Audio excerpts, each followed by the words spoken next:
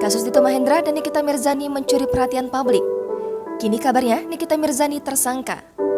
Wanita yang akrab disapa Nikmer ini mengaku belum mengetahui terkait perubahan status hukumnya dari saksi menjadi tersangka. Dia kemudian menyarankan agar menanyakan langsung ke Polres Serang Kota. Selain itu, Kejaksaan pun sudah menunjuk 3 orang jaksa penuntut umum untuk menangani kasus tersebut. Dalam surat yang diterima pada 10 Juni lalu, nama Nikita Mirzani pun sudah disandingkan dengan status tersangka. Menurut SPDP tersebut, Nikita Mirzani ditetapkan sebagai tersangka dalam kasus pelanggaran Undang-Undang ITE atas laporan Dito Mahendra. Bagaimana reaksi Nikita Mirzani? Saat dikonfirmasi, Nikita Mirzani enggan menanggapi SPDP tersebut. Ibu 3 anak itu menyebut sama sekali tak mengetahui penetapannya sebagai tersangka kasus dugaan pencemaran nama baik. Nikita Mirzani berasumsi bahwa statusnya hingga kini masih sebagai saksi.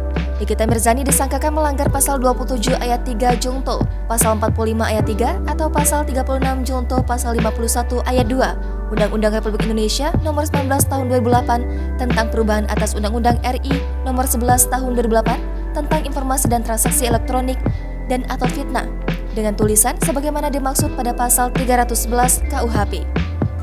Untuk diketahui, Dito Mahendra melaporkan Nikita Mirzani ke Polres Serang Kota, Banten pada 16 Mei 2022 atas dugaan pencemaran nama baik lewat media sosial. Jangan lupa subscribe, share, komen, dan like ya!